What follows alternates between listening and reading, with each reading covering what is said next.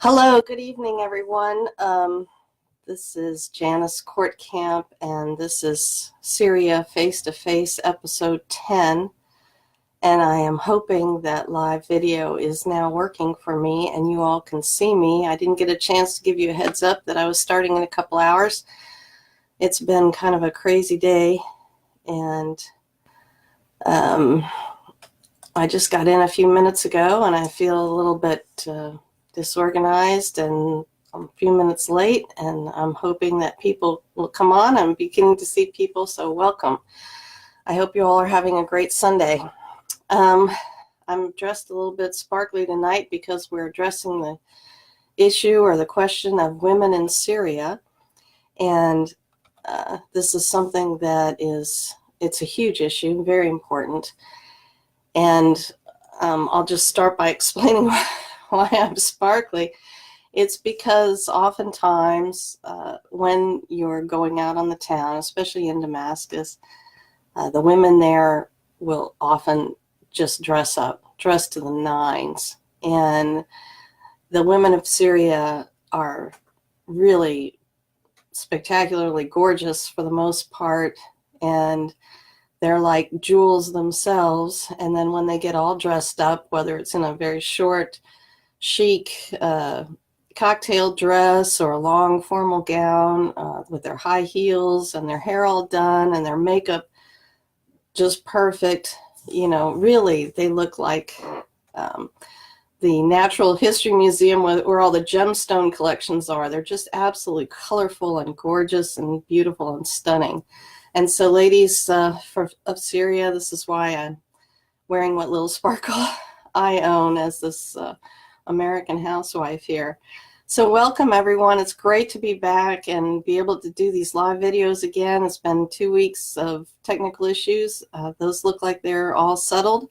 And if you're having any problems, please give me a comment so I'll know to try to fix that. But hopefully it looks a little jerky and spotty, but I think it's working okay. So women in Syria, and of course, just to recap, I've traveled to Syria 6 times. I spend several weeks there each time and have seen, much of the country. So I've been to Damascus and Malula, Sednaya, Homs, the Valley of the Christians near Homs, Masyaf, Tartus, Latakia, up to Kesab and Slumfa, over to Aleppo, and Deir Zor, Al Mayadeen, and Palmyra. So basically those are the areas that I've been in. I've been in the large cities, smaller towns, and the villages. And I just try to get in touch and meet with as many Syrians from as many different backgrounds as I possibly can.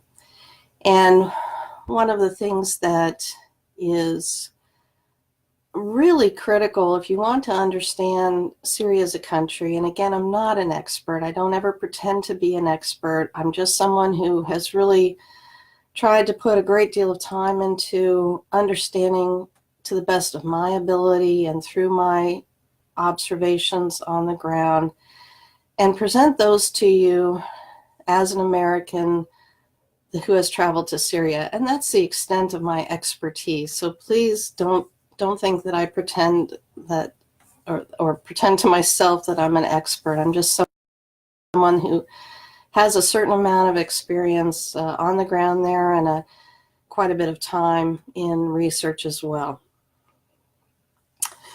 And so I'm going to speak quite simplistically. As I talk to other Americans here, one of the great difficulties that we face in trying to communicate to people about these wars, particularly in my case, this one in Syria, is that few Americans have any foundation at all.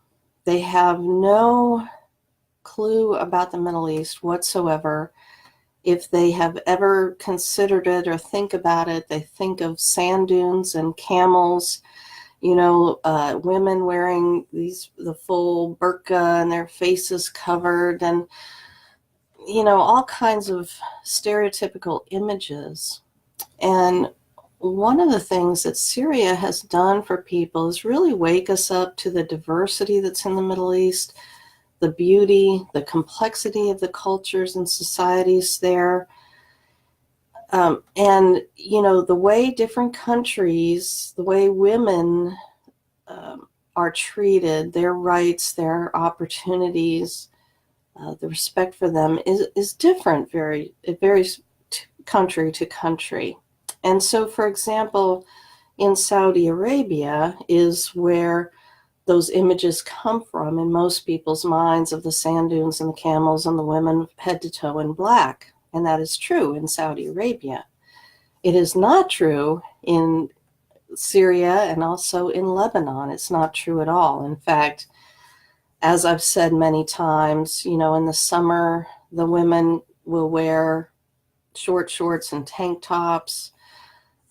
They can wear bikinis at the beach, that sort of thing. But they can also wear, if they choose, both either the hijab, which is the scarf that covers the hair, or a full burqa. Sometimes it'll be, you know, not black, but it'll be gray or blue, and it's basically a long coat that has long sleeves, and they'll wear pants with that. But again, you know, so it can be, there's a huge spectrum. Women can wear what they choose to wear, and that can be anything from what we would see here in the States to, as I said before, like a burqa or hijab. Many women wear hijabs there. So, you know, one of the things I'm trying to do in these talks is kind of share a little bit of the nuance and the diversity of the culture there in Syria that most people have no understanding of whatsoever. Tonight I wanted to start with a story from Damascus. I was traveling. Hello, everyone. It is great to be back. Thank you. I was in Damascus and went to an orphanage that was an orphanage for young ladies. And I was meeting with several of the girls there and their teacher who was teaching them French. And these girls were in their early to mid-teens, just sweet, lovely young ladies. And we were just hanging out together a little bit, and I asked them what they would like to become as they became adults. And all of the girls had a very specific answer. You know, some wanted to be scientists, some wanted to be doctors. There was one young lady that wanted to be an engineer, another that wanted to be an astronaut. And I was thrilled to hear those responses because these girls, of course, they're orphans. They have neither mother nor father. And, you know, they're in this very nice, homey-like atmosphere where they're treated very well by the ladies running the orphanage. And they're being taught, you know, and to have hope, and they all have hope for their futures. And of course, in Syria, they can achieve many of those dreams. Syrian women are everything from physicists to poets, teachers, doctors, lawyers, government leaders, community leaders, factory owners, business owners, office workers, of course, teachers, nurses, writers, dentists, dancers, artists, musicians, and I think I've met women from all of those roles. They're also soldiers, and we'll talk about that in a minute because it's a very important and specific point I want to make about that. So as I was learning about Syria early on, this is 2012, 2013, and I too had some of those misleading images in my mind that the Middle East was all sand and camels and women head to toe in black. And one of the first things I came across was Christmas in Syria. And I was shocked to see all of these videos of all the Christmas celebrations that were going on around the country. And there was a woman singing beautiful Christmas songs and jingle bells in Arabic, but, you know, very recognizable songs. And that was one of the early times when I realized I know nothing. I knew nothing. But it was enough to make me interested that I wanted to know more.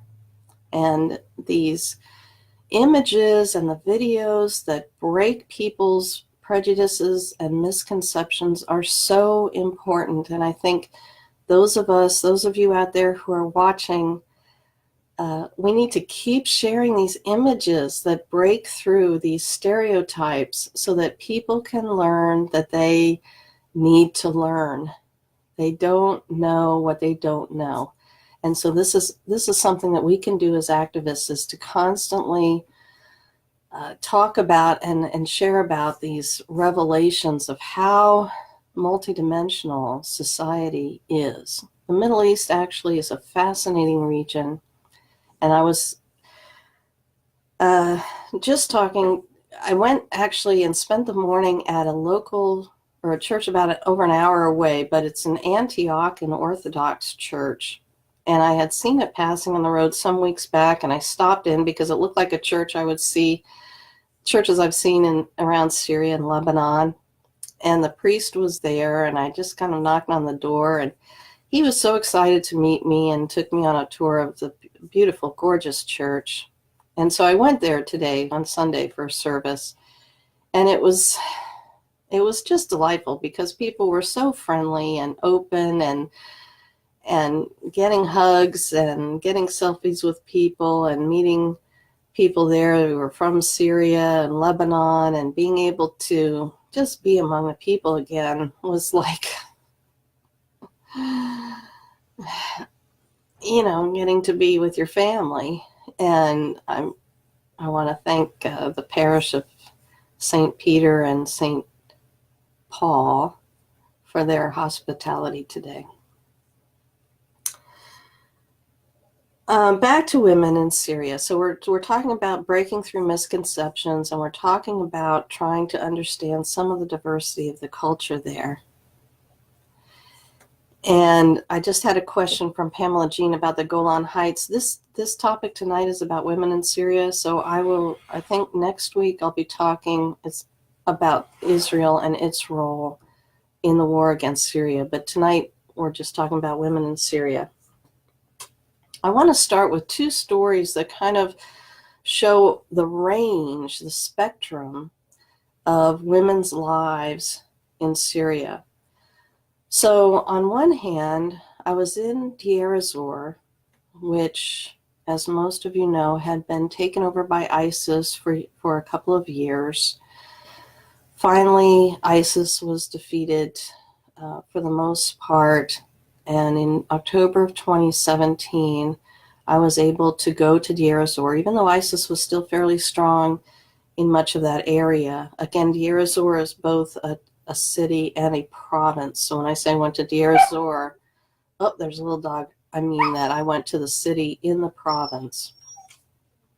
And in the city, I went to a displaced persons camp, or refugee camp there, of people who had come from the town of Al-Mayadeen, which was just south of Deir ez-Zor down the Euphrates River, and had just been liberated from ISIS 2 weeks before. I was actually the first, I and the few other activists with me, there were two other activists with me, were the first foreigners to go and see Al-Mayadeen after it had been liberated from ISIS just a few weeks before. There were still a few dead ISIS fighters in the street.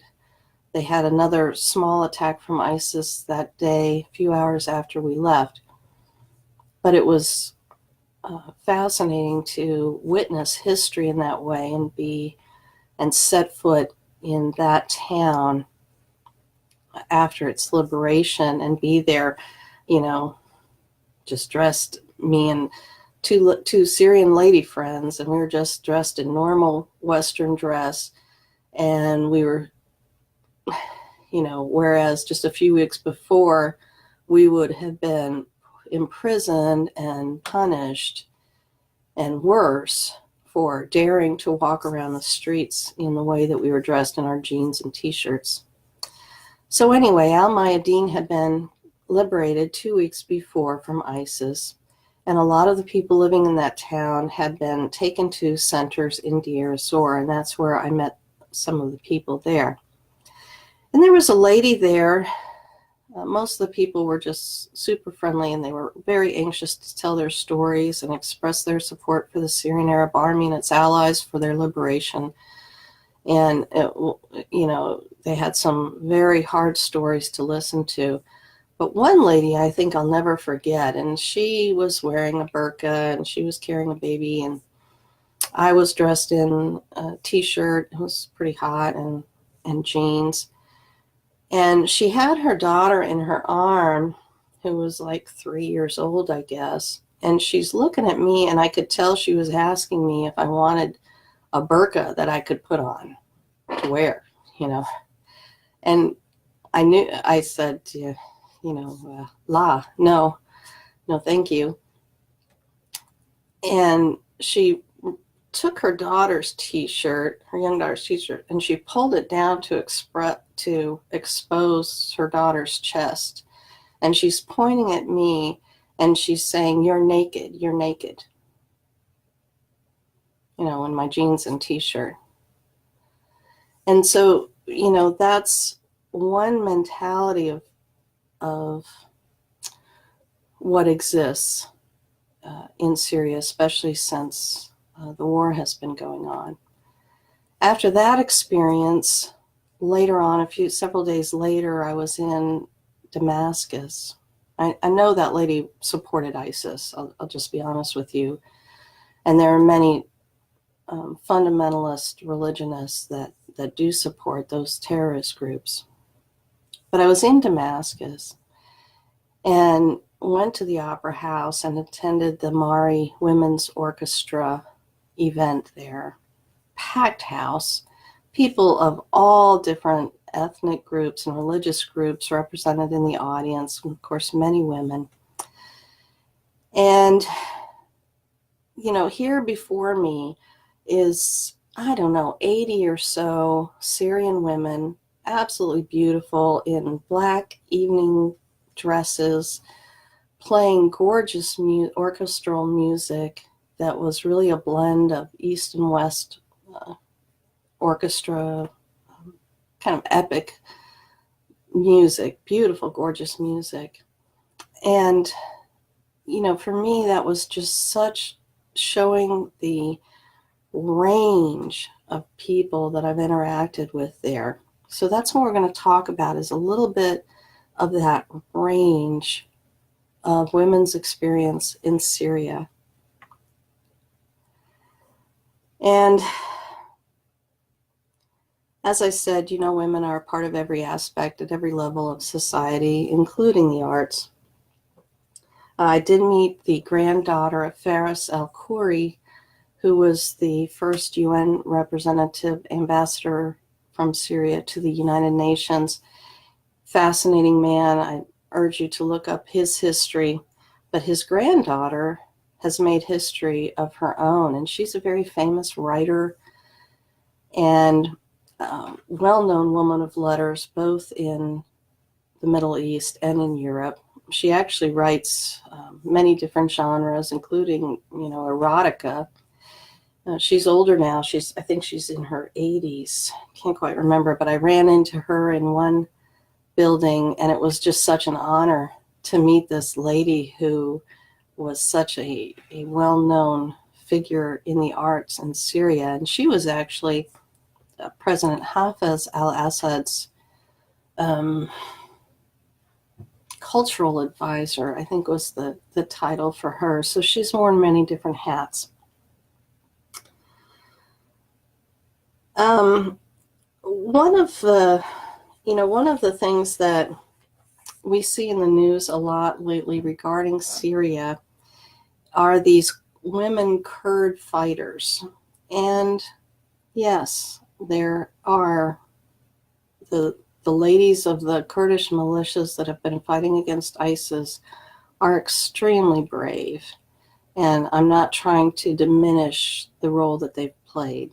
However, one thing that you need to be aware of is how that has been capitalized on throughout the last several years to make it seem as though the Kurds in the Kurd areas, the women have equal rights and they're very strong and brave. But never once do you hear in American media about the women of Syria who are in the Syrian armed forces. And women in the Syrian Arab army are generals. There's one of them at least is a captain in the Navy, the highest rank in the Navy. At least one is a jet fighter pilot. But there are many who are typical, officers and soldiers.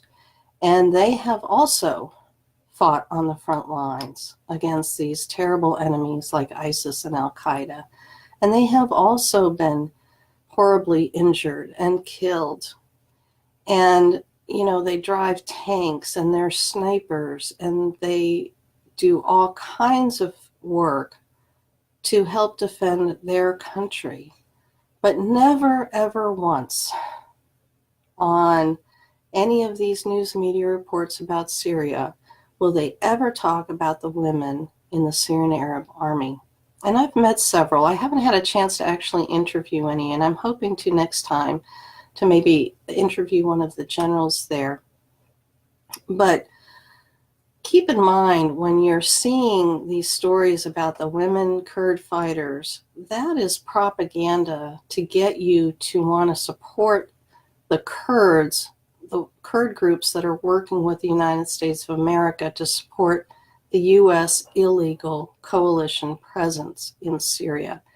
It's all designed to get you to emotionally connect with those women and that area of Syria instead of informing you about the totality of the situation. And the reality is that women in government-held areas of Syria have basically equal rights, equal opportunities, and again, they're on every level of every aspect of society, and they wear what they wish, and they attend school and get high degrees in engineering, physics, sciences, arts, and all kinds of stuff. So don't be fooled by the sexy women Kurdish fighters, please. And again, I'm not debasing them in any way. They've fought hard and they've been very brave.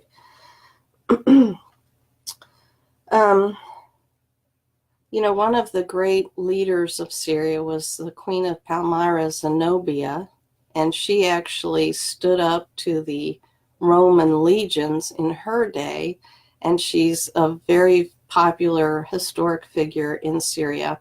And I can tell you, I'm a Western woman, and I've gone all around Syria, oftentimes on my own with Syrian friends as guides, as I've said, sometimes completely on my own, especially in Damascus and some in Aleppo. And I have never come across any feeling like I was, what I'm trying to say is I've always been treated with just the greatest respect. And I've never felt once that anyone was condescending to me because I was a woman. And it's really a neat kind of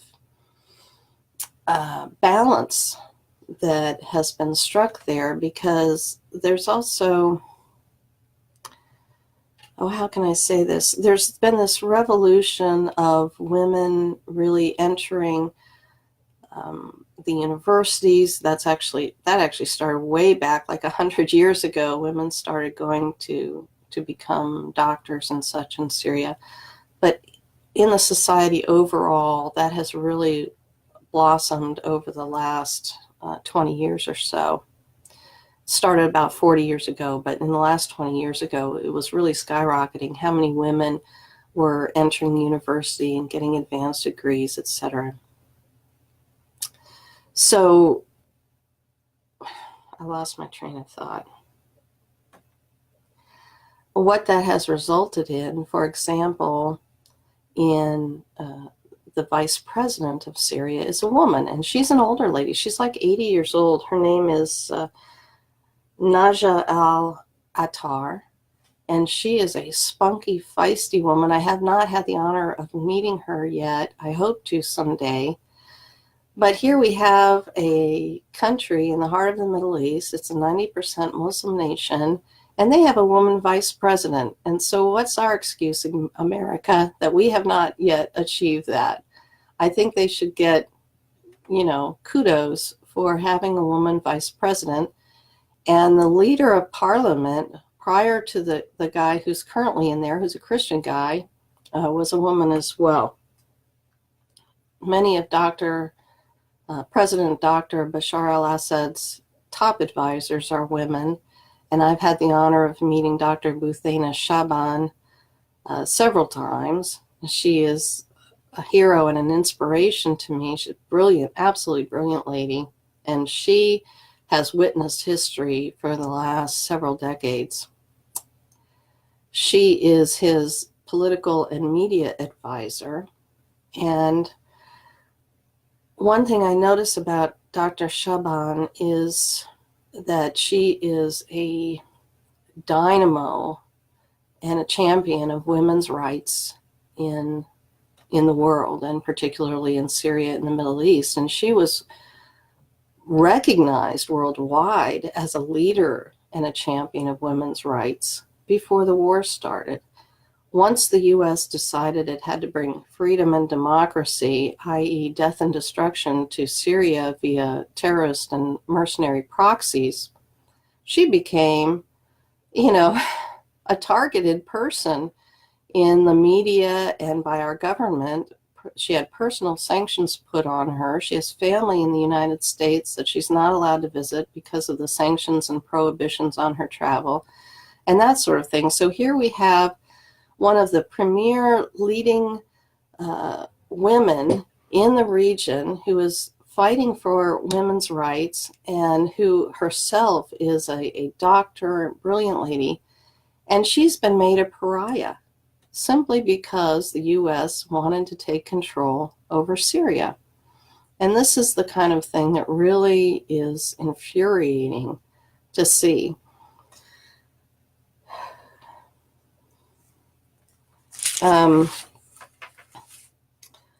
Talking about women in the professional world, but also in the world of academia, I know several teachers, and I wanted to explain the picture that I used to kind of promote this segment. It's me. I'm sitting in a room, and there are like 7 people in the room. There are 2 women behind the desk and a couple of men on the other side, and then me, my friend Mohammed, and my other friend Sana, who's a teacher, sitting to my left. That picture was taken at the Akrima elementary schools that were attacked by al-Nusra, which is Al-Qaeda in Syria. This was several years ago now. And, 52 children died that day because the terrorists had planted car bombs outside of the schools to go off when the children were leaving, and they also had arranged for a suicide bomber to come in. It was a terrible tragedy. I've talked about that before on another video. But here I was sitting in the school that was immediately rebuilt. In fact, they reopened a few days after that horrific tragedy, and the parents brought their children back. The teachers went back to work after all of the cleanup had been done, literally, like I said, in a few days. And the lady behind the desk is the principal or the administrator of this amazing school. And she was the one that had arranged for the shards of glass from the window to be given to local artists and some of the teacher to transform into works of art, like I mentioned before.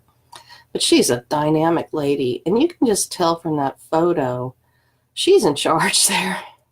The women of Syria are very strong, and they have this wonderful balance that they've achieved of being very professional and strong, but also they have maintained the love of their family, the love of their children, They're beautiful, they're amazing cooks, and I admire that balance that I see in the society. And I saw that was a point I wanted to make about Dr. Shaban, how much she loves her family, and she loves to talk about cooking and family things, her kids. I think that's something that the sexual revolution, the women's revolution, kind of messed up over here, because we made, motherhood kind of, having babies became kind of a curse, and that's a whole nother topic. But in any event, for me personally, I admire that balance of maintaining a wonderful family life as well as being a professional and reaching the highest levels within their profession. So I admire that personally. Another teacher I met in Damascus, I think this is an interesting story. I just met her in a cafe and we started talking. She's a teacher. And she was talking about how when you become a teacher, if you go through the government university program, it's, of course, your degree is free, and you agree to work for a certain amount of time for the government, and a certain number of years.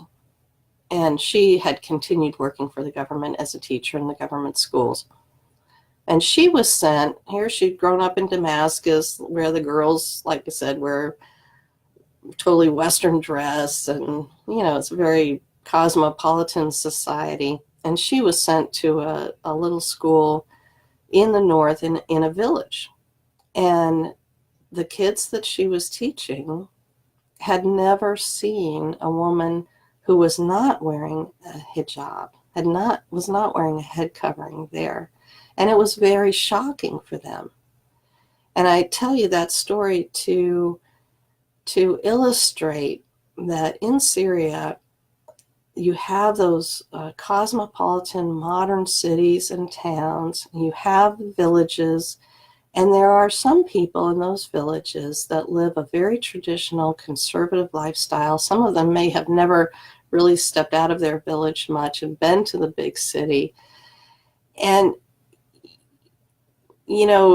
it creates a society and a culture that is so rich, because there are such strong traditions and such a spectrum of existences, if you will. And that is why Syria is famously called a mosaic, because you have all of these different colors and textures within the society.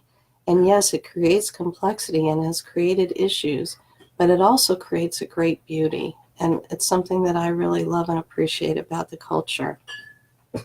Wow, we're running out of time. One of the groups of ladies that I respect so much is the ladies the mothers of the soldiers and the mothers of the martyrs, the ones whose sons particularly have given up their lives to defend their country. And there are several groups of ladies in Syria that are mothers of soldiers or mothers of martyrs, and they cook meals for the soldiers that are encamped nearby. And one of the ladies who had done that throughout the war, was killed last year. And it was so heartbreaking to see, but that is a story that shows you the heart that the people have for their soldiers and their army. And mothers especially are the most highly respected group of people and beloved groups of people in Syria. Everyone talks about their mom, respects their mom, admires their mom. Mother's Day is probably the biggest celebration in the country. I can't say that for sure, but that's my sense. And they just recently celebrated Mother's Day. I hope that I've given you a little bit of an idea of how complex and diverse the role of women is in Syria. I just really touched the tip of the iceberg. But now my husband Sid is here, and we're going to we're going to do our thing. I'm not exactly sure. Hello, hello, hello.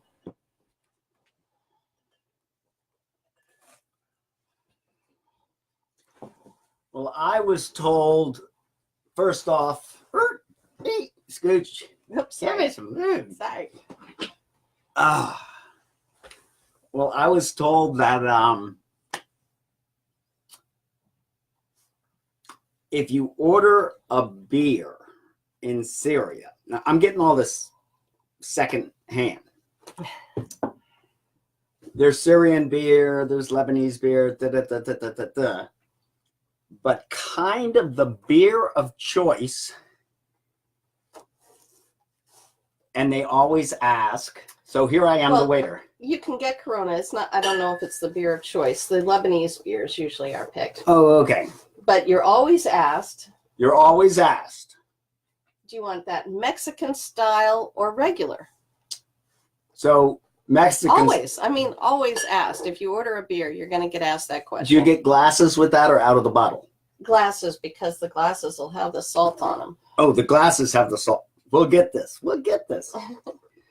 So it's like when they say Mexican style, when two cultures, hold on, wait for it.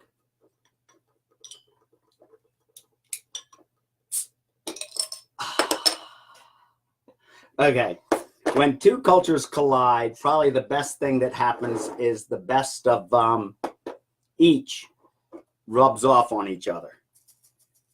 That's what should happen. That's what should happen in a perfect world. Yeah. Here I'm. Don't worry. I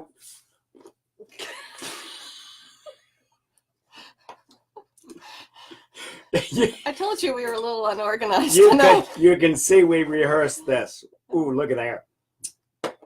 So Mexican style, I should have done the side of the glass with the lime. It's all right, dear. You know. And then the lime goes in. Oh, would you like this Mexican style? Yes, but don't forget we want to talk about very special lady in Syria. We're getting there. Okay. We're getting there. But you think we can get there with an empty glass? It is springtime and the solstice. I can't tell you whether it's come or gone. It's close. It is close. Our clocks have changed. Here you go, dear. Thank you, dear. Life is good.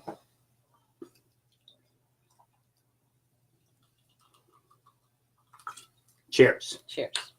Okay. Cheers. Also, the final springtime thing. If you all can see, my mother painted this tray to be a watermelon. Now, how's that for mothers?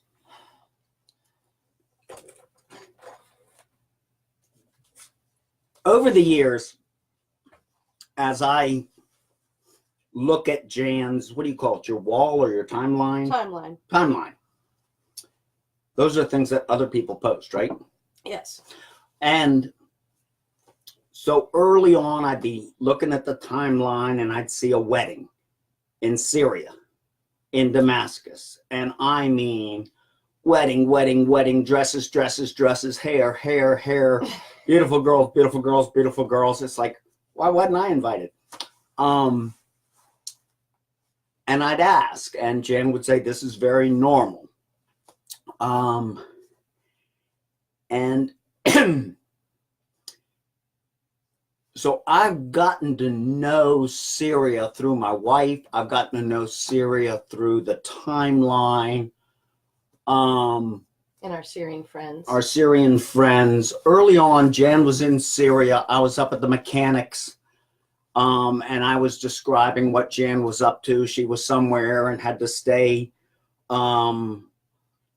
moving from place to place. And my mechanic looks at me and goes, does that make you uneasy or does that make you jealous, having your wife sleeping in different houses with different assorted people? Not sure you said that quite right, but. And I looked at him and I tried to explain that the people she's with have a moral compass that our country may have had 100 years ago. It's old school. It's real. She would be defended beautifully. She is a married woman with children, and that is respected in that country. So getting around to what I wanted to talk about is, I have shared many times, and you try to share with people close to you or people you go to church with or here or there. Hard to get a foothold sometimes. And I remember one guy that I'd shared with off and on for years. I said, would you watch the interview that RT, Russian television, did with Asma al-Assad? This is the president's wife. And he watched it. And he was amazed. He was changed inside. He realized that he had just watched an interview of a truly great, truly loving, truly insightful, fully committed First Lady. And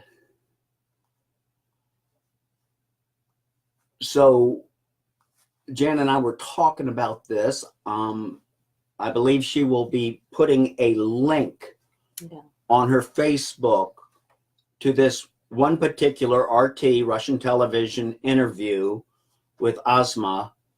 And I just want to encourage anyone who has not watched it to watch it.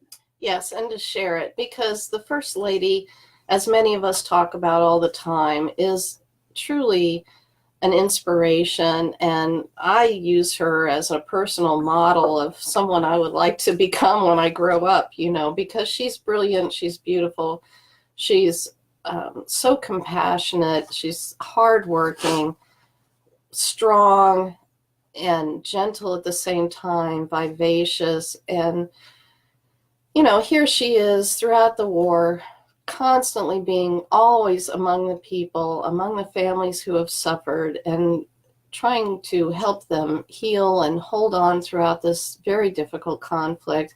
And she herself is battling breast cancer, as most of you know. Those treatments do seem to be going along okay, and she is continuing to work. And I just saw her recently, and I posted about this, that she met with the mothers of soldiers who have been abducted by the terrorist rebels, and many of them, we don't know their whereabouts or if they're still alive, and she is just so brave to just be with her people and share in these sorrows with them.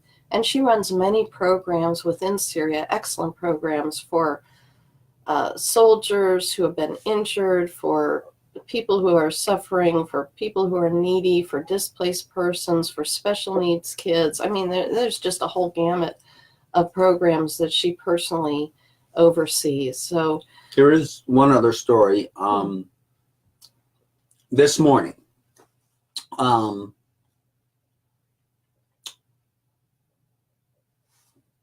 somebody else at our little house of worship that I've tried to share with several times, we got talking outside, and I was expressing how I wouldn't even know where to start. I wouldn't even know where to start, how to start explaining. And in somewhere in there, I mentioned Sharia law. And she looks at me and says, "What?" And I said it again, Sharia law. She says, "I've never heard of it." Now, before I came in this room, I was listening to my wife, and she was talking about young girls in a village that had never seen a teacher without a hijab. And that is how much of America is. That is how much of the world is. We all live in our small little villages. We live in a little country setting called Luckett's, and some of the greatest country people you ever want. They do anything for you without a blink of an eye. But it's very common. What is Sharia law? And it was so neat because she said, I will look that up this week. Yay. You know, and we know that that Sharia law is a spectrum, and it simply means Islamic law. But as it's been applied around Syria by the rebels, it's been a fundamentalist, intolerant, and violent form of that. And, you know, anyway, these get into very complicated topics. But what Sid is talking about is what I was talking about in the beginning, that we're trying to wake up Americans. They've never heard the term Sharia law, Wahhabi, Salafi. They have no idea what the Muslim Brotherhood is. Alawite, Druze. They have no idea what a Zionist is. They've never heard that term. They don't know the term occupied territories. They've never heard of the occupied West Bank. They might have heard the word Gaza, but they have no idea what it is. They have no idea what the Golan Heights is and how that's Syrians. So, you know, I mean, we're talking about trying to express very complicated and complex things to people that have no foundation upon which to understand anything that we're saying. And this is why I keep urging patience with people, that it is a long process, and it can often take like 2 years to get somebody from this ground zero or below ground zero, where the Middle East is everything, only sand dunes and camels, to where they have some appreciation for the region and some basis upon which to form an opinion.